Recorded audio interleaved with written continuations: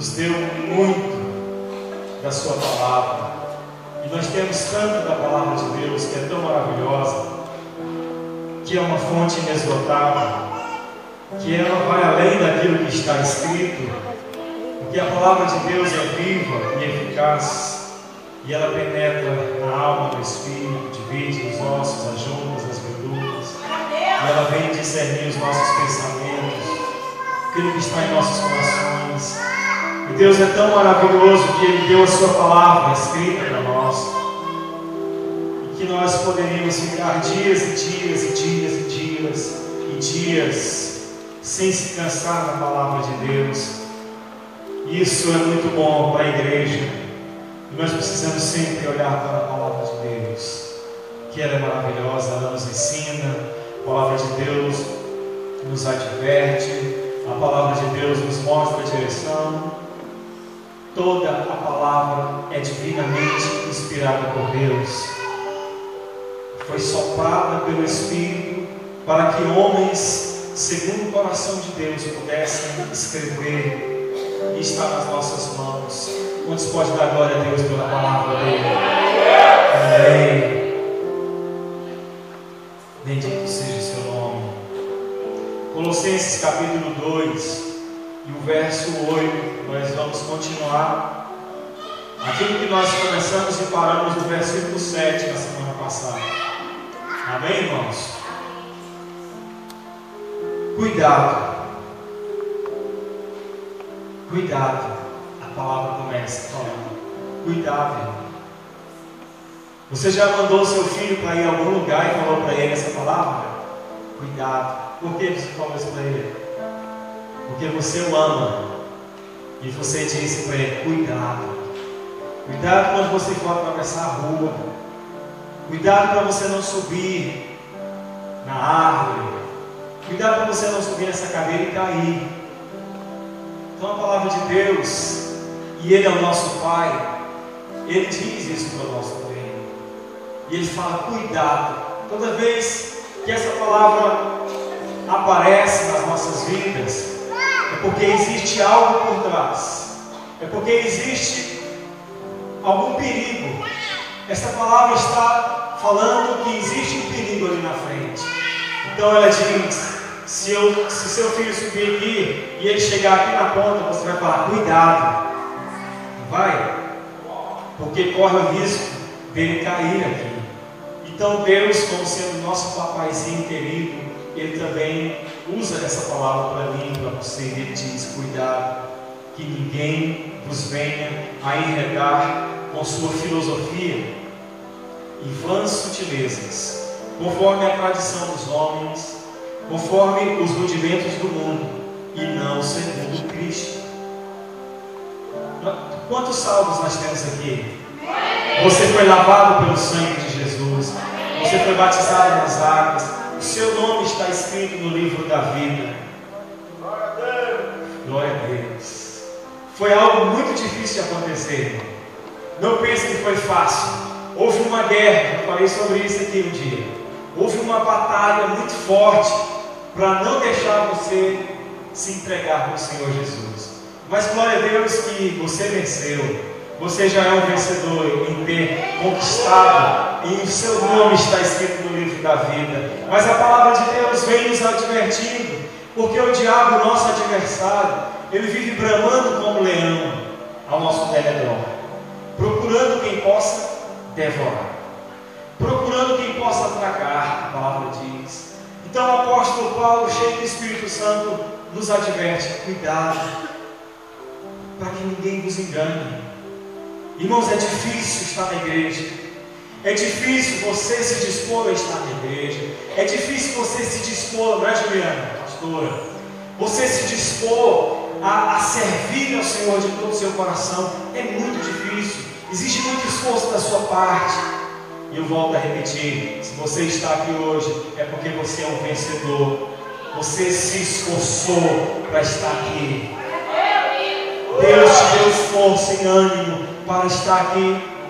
E além da dificuldade que é de fazer isso, além da luta que nós temos com o diabo, além da luta que nós temos com a nossa própria carne, com os nossos próprios desejos, anseios, além da luta que nós temos com o mundo, ainda existe uma outra luta: o ensino do engano. Por isso que a palavra de Deus diz: cuidado, misericórdia, Senhor. Por que é tão complicado? Por que já entrei na igreja, estou no prédio da igreja, estou aqui reunido com os irmãos e ainda tenho que me preocupar com o que o cara vai falar? Ainda tenho que me preocupar com o que o pregador está falando? É isso mesmo que a palavra está dizendo. Cuidado para que ninguém vos venha enredar. E quer enredar? Colocar no cantinho ali, ó, tanger você, tocar, acuar. Cuidado para que ninguém venha vos enganar, colocando no canto, induzindo ensino errado, ensino do engano, segundo as suas filosofias, segundo o seu próprio raciocínio, segundo a sabedoria humana, segundo aquele conhecimento que é natural do mundo, com palavras de sutilezas, de sabedoria. E aí nós gostamos de ouvir esse tipo de palavra. Aí muitas vezes estamos ali e falamos: isso mesmo que ele está falando, ele está provando, 2 mais 2 são 4 mesmo, está certo. É por isso que a palavra está falando: cuidado para que ninguém vos venha enredar com essas filosofias, sutilezas, conforme a tradição dos homens, e não segundo Cristo. Jesus, quando estava para ser elevado aos céus, ele chamou os 12 e disse: todo o poder me foi dado nos céus e na terra. Portanto, ide por todo mundo, pregai o evangelho a toda criatura, ensinando-as a guardar tudo aquilo que eu os tenho instruído. Existe o ensino de Jesus Cristo, existe a instrução de Jesus Cristo, e existe o ensino dos homens e a instrução dos homens, que é segundo os rudimentos do mundo, segundo os costumes do mundo, segundo as práticas do mundo, segundo desde o princípio da criação, a sabedoria e o raciocínio humano. Então, meus irmãos, mais uma vez eu quero dizer para você: cuidado para que ninguém venha nos enganar com palavras fictícias, filosofias, sutilezas, inteligência e raciocínio humano, e não segundo Cristo. Agora, se você está sendo instruído segundo a doutrina dos apóstolos, segundo a doutrina dos profetas, que é segundo Cristo Jesus, aí você vai ter um crescimento saudável. Amém, meus irmãos? Então eu começo falando isso para os irmãos: cuidado, porque muitos mestres, muitos anticristos, a palavra de Deus diz, têm se levantado e têm enganado a muita gente, têm seduzido, essa é a palavra que a Bíblia usa, tem seduzido as pessoas com muitas promessas, com muitos prazeres, com satisfações da sua própria carne e do seu ego. Eles vão te enredar, te dando aquilo que você tem desejado, aquilo que a sua carne deseja. Cuidado para que você não seja enganado. Mas você tem que ser conquistado pela doutrina de Jesus Cristo.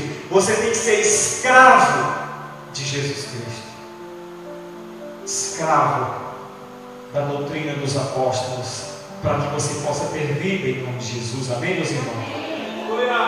Porquanto, verso 9, nele quem?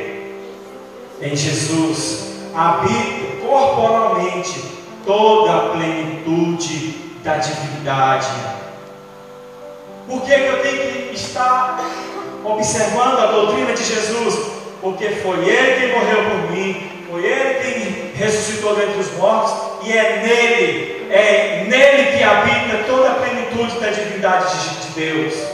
É Jesus que é o nosso Deus.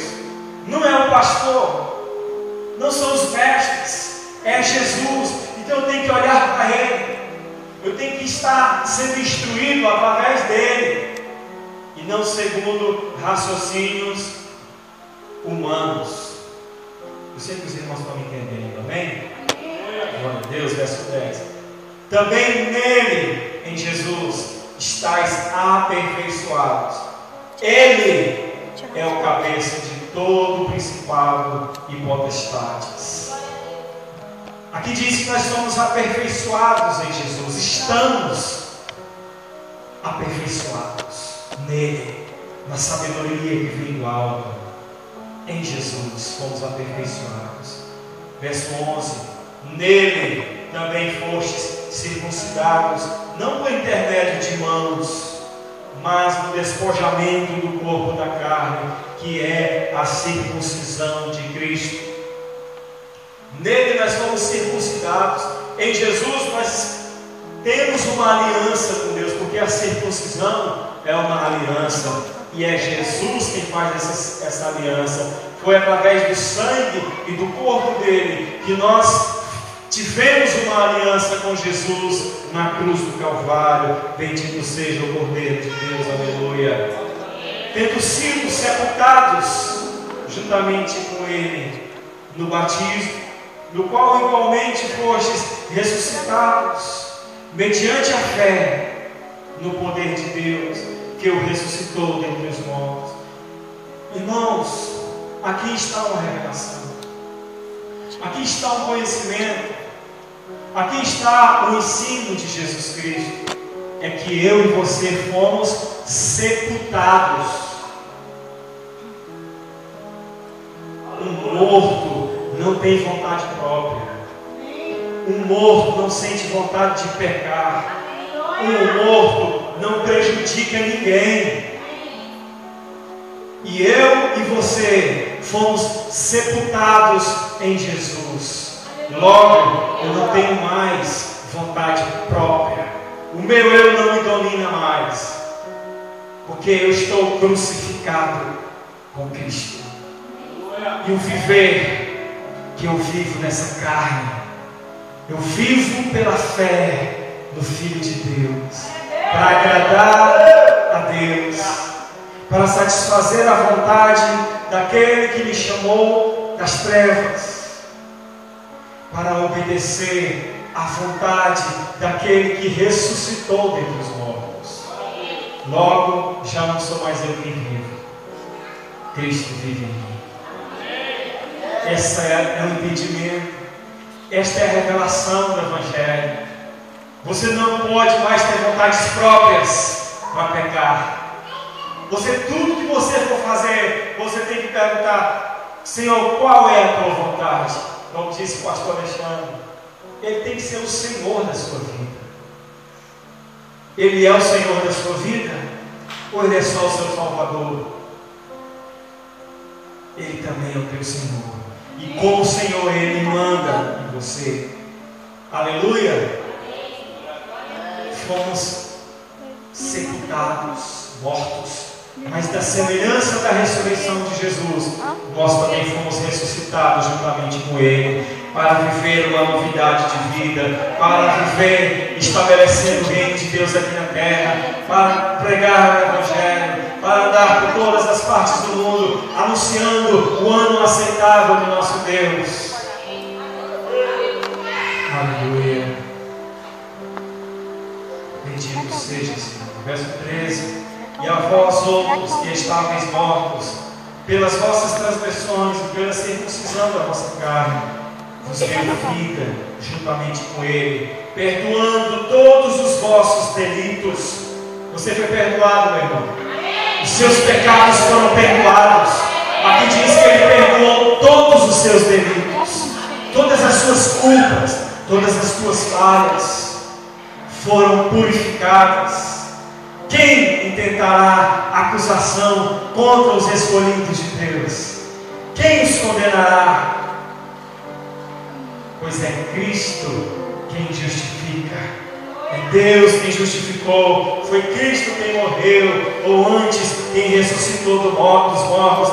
Quem condenará os eleitos de Deus? Nada. Aleluia. Verso 14. Tendo cancelado o escrito de dívida que era contra nós e que constava de ordenanças, o qual nos era prejudicial, removeu inteiramente, encravando na cruz. Foi o que Ele fez por mim e por você.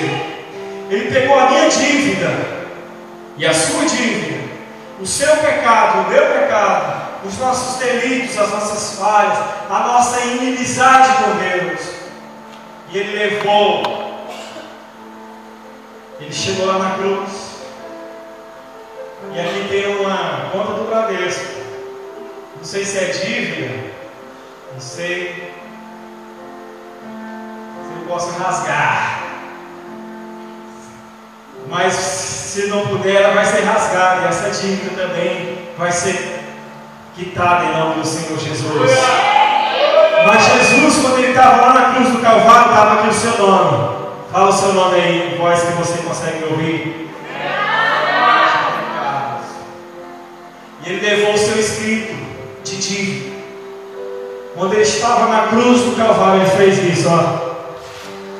Ele rasgou o escrito de dívida que era contra você. E agora não consta mais dívida na sua conta bancária. Vai lá. Amém, irmão? Glória a Deus. Foi isso que Ele fez lá na cruz do Calvário. Tudo aquilo que era contra você, tudo aquilo que era prejudicial a você, as ordenanças, as ordens da lei, as ordens da escravidão, da lei, do pecado e da morte, era contra mim e você. Ele rasgou aquele escrito e Ele cravou na cruz do Calvário. Agora é maravilhoso esse próximo versículo. E despojando, verso 15, e despojando os principados e as potestades, publicamente os expôs ao desprezo, triunfando deles na cruz. Irmãos, nós temos uma visão totalmente contrária da visão de Deus. Nós não vemos como Deus vê. Eu, muitas vezes, ou a maioria das vezes, não olho como Deus olha. É por isso que Ele diz: olha, os meus pensamentos não são os vossos pensamentos, os meus caminhos não são os vossos caminhos. Porque assim como o céu é distante da terra, assim também são os meus pensamentos, os meus caminhos distantes em relação a vocês. Eu penso uma coisa, vocês pensam outra. Eu penso mais, vocês pensam menos. O meu caminho é para a direita, o de vocês é para a esquerda. É totalmente contrário. Então, quando nós vemos a nossa fraqueza, nós nos desesperamos, não é isso? Quando você vê que você está endividado, que você está com alguma enfermidade, algum parente seu está enfermo, quando você vê alguma notícia ruim a seu respeito, ou a respeito de alguém que você ama, normalmente a nossa atitude é de tristeza, angústia, depressão, ira, ou não é? Mas Deus não vê assim. Você viu quando eu li aqui 2 Coríntios capítulo 12, Paulo dizendo: Pois agora vou me gloriar nas minhas fraquezas. Quando ele entendeu, porque ele disse: eu conheço um homem que foi até o terceiro céu. Se no corpo ou fora do corpo eu não sei, Deus o sabe. Mas ele chegando lá, ele viu coisas tão tremendas, tão maravilhosas, que não é lícito ao homem falar. Agora, eu quero te dizer uma coisa: eu vou a partir de agora me gloriar nas minhas fraquezas. Ele teve esse entendimento quando ele teve uma revelação do céu, quando ele mesmo esteve lá no céu. A partir de agora, capítulo 12 de 2 Coríntios, depois que você chegar em casa você lê. A partir de agora, eu vou me gloriar nas minhas fraquezas, nas injúrias, nas tristezas, nas perseguições e no sofrimento por amor a Cristo. Por amor a Cristo, não é qualquer tipo de tristeza, não é coisa, não é porradas que a gente dá. Não é por causa do nosso erro que muitas vezes nós sofremos, e aí temos que sofrer mesmo para aprender a lição. Mas quando você sofre estando firme no propósito de Deus, aí sim você deve, como o apóstolo Paulo, vou agora muito mais me alegrar nas fraquezas, porque ele termina dizendo, porque quando eu sou fraco, aí é que eu sou forte. Quando eu sou fraco, quando eu não sou nada, quando eu não tenho aonde me apoiar, quando eu não tenho mais uma esperança, é nesse momento que eu sou forte, irmão. Porque Deus não vê como você vê. Você vê de um jeito, Deus vê do outro. Deus vê na sua tristeza, na sua dificuldade, uma oportunidade de te abençoar e de mudar a tua realidade de vida. Deus olha para os seus problemas e vê assim, opa, não que Ele colocou problemas para mim e para você, Ele não te dá problemas, mas Ele, quando acontece, Ele permite, Ele fala, já vou fazer esta maldição se transformar em bênção. Então Ele pega a maldição e transforma em bênção na sua vida e na minha. É assim que Ele vê, irmão. Então todas as vezes que você passar por uma dificuldade, por um problema, pense nisso. Deus não vê como o homem vê. Bendito seja o nome do Senhor. Jesus dizia aqui na terra, enquanto Ele estava homem na terra, eu sou o Filho de Deus. Eu desci do céu. Eu sou o pão vivo que desceu do céu. E Ele provava que era. E Ele curava, era uma prova de que Ele era. Ele ressuscitava os mortos, era uma prova. E Ele falava coisas que ninguém nunca falou. E Ele dava revelações, palavra de sabedoria e de conhecimento. O próprio Deus falou, este é o meu Filho amado que me dá prazer. E aqueles povos que estavam na beira do Rio Jordão, sendo batizados, ouviram a voz de Deus. Provas incontestáveis de que Ele era o Filho de Deus. Mas no entanto, quando Jesus foi levado para a cruz do Calvário, e cravaram os pés e as mãos dele, e furaram o seu lado, e quando ele morreu, e ele foi sepultado nos mortos, caiu uma tristeza sobre todos aqueles que viram as provas. Todos que viram os sinais, que viram Jesus ser transfigurado, o corpo dele foi glorificado no monte. Pedro, Tiago e João viram naquele dia poderoso, onde a glória de Deus se manifestou em Jesus de forma tremenda e poderosa. Mas quando Jesus foi colocado no sepulcro, eles se entristeceram, eles correram, eles se esconderam. Cada um voltou para suas casas, cada um voltou para os seus afazeres, voltaram para as suas práticas. Por quê? Porque 2 discípulos respondem, aqueles que andavam para Emaús, quando o próprio Senhor Jesus aparece para eles, os irmãos conhecem. Jesus aparece ressuscitado, mas eles não perceberam que o Senhor estava naquele momento de angústia. Eles não perceberam que o Senhor estava naquele dia tão triste, que a esperança daquele povo se esvaziou. Então eles começaram a conversar pelo caminho, e Jesus perguntando, eles disseram, você não é daqui, porque você não está sabendo dessas coisas, mas eu vou te contar. Aquele que nós pensávamos que era o Filho de Deus, aquele que nós acreditamos nele, ele tinha tudo para ser, ele provou que era, mas já se fazem 3 dias que ele está morto. Nós até acreditamos nele, mas já se fazem 3 dias. Sabe por quê, irmãos? Porque nós não vemos como Deus vê. A Bíblia diz que Jesus triunfou, venceu e expôs os seus inimigos a vergonha no dia da sua morte, no pior dia da sua vida, no dia mais triste da sua vida, na morte. Existe um dia mais triste do que a morte? Não existe.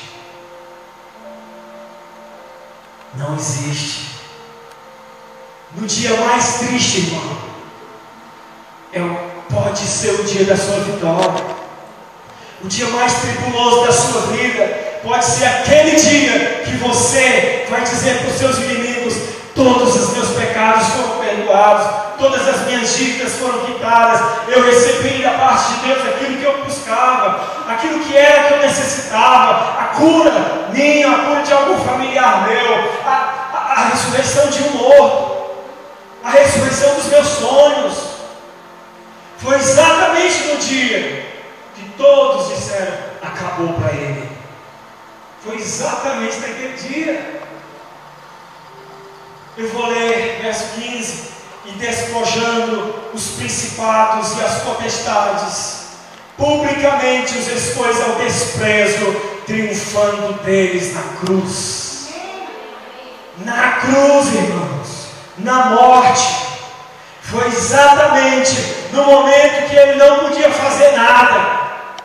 Foi exatamente na hora em que as mãos dele estavam atadas, estavam presas, os pés dele estavam paralisados, ele não podia andar, ele não podia sequer sair dali. Foi exatamente naquele dia que tudo começou. Quando todos pensaram: é o fim. Quando os principados e as potestades, os demônios, está falando do governo de Satanás, quando eles pensaram: acabamos de derrotar aquele que era o Messias, porque os demônios sabiam, eles sabiam porque as provas não podiam mentir, e eles riam de Jesus, e eles zombavam de Jesus, e instigavam as pessoas para fazer isso também. E dizia: tu não é o Filho de Deus, não foi tu que ressuscitou Lázaro, não foi você quem curou os enfermos, cura-te a ti mesmo. Agora, no pior dia de Jesus, ele sabia que ele ia passar. Ele orou desesperadamente: Deus, não deixa eu passar por isso não. Não, Senhor, não deixa não. Ele sabia o que estava lhe aguardando. Se você soubesse o que te aguarda, e se fosse aquilo, você oraria da mesma forma. Eu faria o mesmo. Ele sabia de tudo, e ele chorou antes, implorou antes: não, Senhor, não deixa. Vê aí, Senhor, no céu, aí no teu livro, olha se tem uma cláusula aí, uma vírgula, vê se tem alguma coisa que nós conversamos aí enquanto eu estava, vê se pode, vê se o Senhor tem como me livrar. Me livra dessa hora difícil. É difícil. Mas ele disse: Pai, contudo, que a tua vontade seja feita e não a minha. Deus falou para ele: meu filho, não olha para o homem ver. Lembra que Isaías escreveu? Lembra o que está escrito? Você verá o fruto do seu penoso trabalho e se gloriará nele e se alegrará nele, e você vai repartir os despojos. Lembra? A Bíblia diz que os anjos do céu vieram ter com Jesus e o confortavam com essas palavras e muitas outras. Então Jesus recebeu força naquela hora, e ele se desprendeu da sua alma angustiada. Ele se levantou com toda a força e disse para os seus discípulos: vamos daqui, porque o príncipe desse mundo está chegando e eu não tenho parte com ele. E ele saiu, a Bíblia diz, resolutamente para o lugar